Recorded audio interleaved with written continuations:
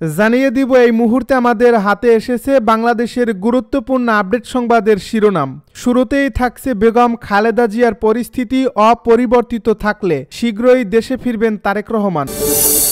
আরও জানাবো রাওয়ালপিন্ডির পর ইসলামাবাদেও 144 ধারা জারি। এবারে জানিয়ে দিব এবার নির্বাচন থেকে সরে দাঁড়ালেন শিবিরের সাবেক নেতা। আরও থাকছে বরগুনায় বিএনপির 466 কমিটি বিলুপ্ত ঘোষণা। এদিকে বেগম খালেদা জিয়ার নিরাপত্তায় এসএসএফের কাজ শুরু। সব শেষে জানিয়ে দিব বেগম জিয়াকে নিয়ে উৎকণ্ঠার মধ্যেও আলোর রেখা দেখতে পাচ্ছি বলছে বিএনপি নেতা রিজভী। এতক্ষণ শুনছিলেন হাতে থাকা আপডেট সংবাদের শিরোনাম, এবারে বিস্তারিত। তবে তার আগে অনুরোধ রইল ভিডিওটিতে একটি লাইক এবং কমেন্ট করে জানিয়ে দিন ভিডিও সম্পর্কে আপনার মূল্যবান মতামত। আরও জানিয়ে দিন ভিডিওটি কোথা থেকে দেখছেন বা কোন জেলা থেকে দেখছেন। বেগম খালেদা জিয়ার পরিস্থিতি অপরিবর্তিত থাকলে শীঘ্রই দেশে ফিরবেন তারেক রহমান, জানালো মির্জা ফখরুল। বিএনপি চেয়ারপারসন বেগম খালেদা জিয়াকে বিদেশে নেওয়ার মতো শারীরিক অবস্থা পর্যবেক্ষণ করে ছেলে তারেক রহমান দেশে ফেরার সিদ্ধান্ত নেবেন। পরিস্থিতি অপরিবর্তিত থাকলে শীঘ্রই তিনি দেশে ফিরবেন বলে আশা প্রকাশ করেছেন বিএনপির মহাসচিব মির্জা ফখরুল ইসলাম আলমগীর। মঙ্গলবার রাজধানীর নয়াপল্টনের একটি কমিউনিটি সেন্টারে যুবদল আয়োজিত দোয়া মাহফিলে বেগম খালেদা জিয়ার সুস্থতা কামনায় বক্তব্য দিতে গিয়ে এসব কথা বলেন মির্জা ফখরুল। এতে বিএনপির সিনিয়র যুগ্ম মহাসচিব রুহুল কবির রিজভী আহমেদ বলেছেন, অনেক সংকট উৎকণ্ঠার মধ্যেও বেগম খালেদা জিয়ার চিকিৎসায় আলোর রেখা দেখতে পাচ্ছি। তিনি চিকিৎসা নিতে পারছেন। তিনি আরও বলেন, বিএনপি চেয়ারপারসনকে মিথ্যা মামলায় কারাগারে পাঠিয়েছে আওয়ামী লীগ সরকার। সঠিক সময়ে আওয়ামী লীগ সরকার সুচিকিৎসার ব্যবস্থা করলে আজকের অবস্থা এটা হতো না। বেগম খালেদা জিয়া বহু বছর ধরে আর্থ্রাইটিস, ডায়াবেটিস, কিডনি, ফুসফুস, চোখের সমস্যা সহ নানা জটিলতায় ভুগছেন। রাওয়ালপিন্ডির পর ইসলামাবাদেও 144 ধারা জারি। পাকিস্তান তেহরিকি ইনসাফের ঘোষিত বিক্ষোভ ঠেকাতে রাওয়ালপিন্ডির পর ইসলামাবাদেও 144 ধারা জারি করেছে স্থানীয় প্রশাসন। মঙ্গলবার সকাল থেকেই শহরের সব ধরনের সভা, সমাবেশ, র্যালি ও বিক্ষোভ নিষিদ্ধ করা হয়েছে। আর স্বরাষ্ট্র প্রতিমন্ত্রী জানান, নিরাপত্তার স্বার্থে এই পদক্ষেপ নেওয়া হয়েছে এবং আইন ভঙ্গ করলে কঠোর ব্যবস্থা নেওয়া হবে। প্রতিমন্ত্রী বলেন, কারা প্রশাসনের উপর রাজনৈতিক চাপ প্রয়োগের বিভিন্ন চেষ্টা লক্ষ্য করা গেছে, যা মোটেও গ্রহণযোগ্য নয়। জেলখানায় সাক্ষাৎ সংক্রান্ত বিষয় সম্পূর্ণভাবে কারা প্রশাসনের দায়িত্ব। এটি কোনো রাজনৈতিক ইস্যু নয়। ইমরান খানের 2 ছেলের ভিসা ইস্যু প্রসঙ্গে তিনি জানান, প্রয়োজনীয় কাগজপত্র জমা দিলে 24 ঘন্টার মধ্যে ভিসা প্রদান করা হবে। এছাড়া তিনি সতর্ক করেছেন, সন্ত্রাসীরা পরিচয় গোপন করতে সোশ্যাল মিডিয়া অ্যাপ ও ভিপিএন ব্যবহার করছে। এই চ্যালেঞ্জ মোকাবিলায় সরকার পাকিস্তান টেলিকমিউনিকেশন অথরিটির সঙ্গে কাজ করছে। আজকের পিটিআই এর ঘোষিত বিক্ষোভকে কেন্দ্র করে ইসলামাবাদে পুলিশ সহ নিরাপত্তা বাহিনী সতর্ক অবস্থায় রাখা হয়েছে।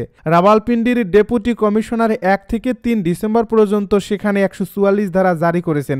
স্বরাষ্ট্র প্রতিমন্ত্রী আরও বলেন, কেপি সরকারের সরকারি সম্পদ রাজনৈতিক উদ্দেশ্যে ব্যবহার করলে আইনি ব্যবস্থা নেওয়া হবে। তিনি আশা প্রকাশ করেছেন, কেপি মুখ্যমন্ত্রী সরকারি সম্পদ রাজনৈতিক কাজে ব্যবহার করবেন না। পিটিআই ইমরান খানের সাক্ষাৎ সুবিধা সীমিত হওয়ায় ইসলামাবাদ হাইকোর্ট ও আদিয়ালা জেলের বাইরে বিক্ষোভের ডাক দিয়েছে। এবার নির্বাচন থেকে সরে দাঁড়ালেন শিবিরের সাবেক নেতা। এবার লালমনিরহাট 3 আসনে জামায়াতের প্রার্থিতা থেকে সরে দাঁড়ালেন রংপুর মহানগর শিবিরের সাবেক সভাপতি হারুনুর রশিদ।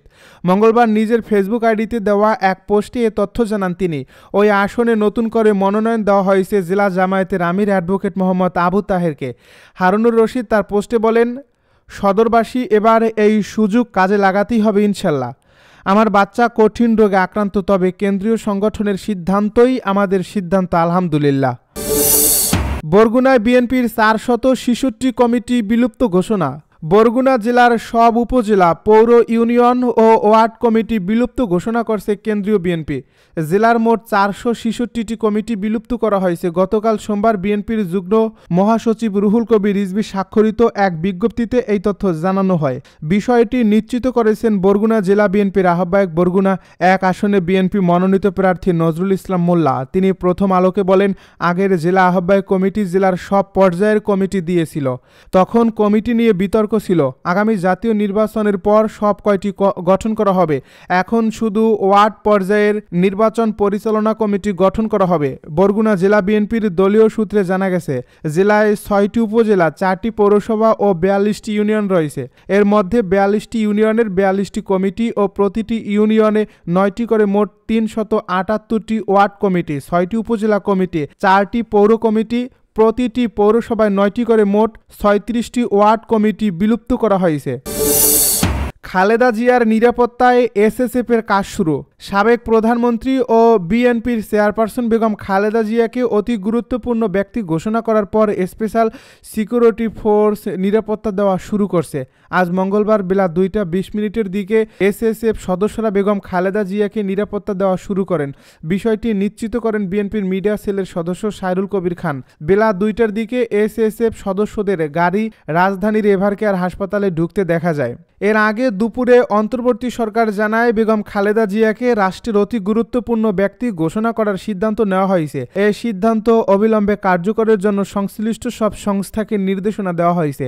আজ রাষ্ট্রীয় অতিথি ভবন যমুনায় অনুষ্ঠিত উপদেষ্টা পরিষদের বৈঠকে এই সিদ্ধান্ত হয়। পরে যমুনার সামনে এক সংবাদ সম্মেলনে এ বিষয়ে সরকারের সিদ্ধান্ত জানান পরিকল্পনা উপদেষ্টা অধ্যাপক ওয়াহিদ উদ্দিন মাহমুদ। পরিকল্পনা উপদেষ্টা বলেন, এই সভায় বেগম খালেদা জিয়ার বর্তমান শারীরিক অবস্থা বিবেচনায় হাসপাতালে তার নির্বিঘ্ন চিকিৎসা প্রয়োজনে উন্নত চিকিৎসার জন্য বিদেশে নিয়ে যাওয়ার পরিকল্পনা, তার নিরাপত্তা ও যাতায়াতের সুবিধা এবং উচ্চ মর্যাদা বিবেচনায় তাকে রাষ্ট্রের অতি গুরুত্বপূর্ণ ব্যক্তি ঘোষণা করার সিদ্ধান্ত নেওয়া হয়। এই সিদ্ধান্ত অবিলম্বে কার্যকরের জন্য সংশ্লিষ্ট সব সংস্থাকে নির্দেশনা প্রদান করা হয়। এ বিষয়ে বেগম খালেদা জিয়ার পরিবার ও দল অবগত রয়েছে বলে জানান পরিকল্পনা উপদেষ্টা। বেগম জিয়াকে নিয়ে উৎকণ্ঠার মধ্যেও আলোর রেখা দেখতে পাচ্ছি বলছে বিএনপি নেতা রিজভী।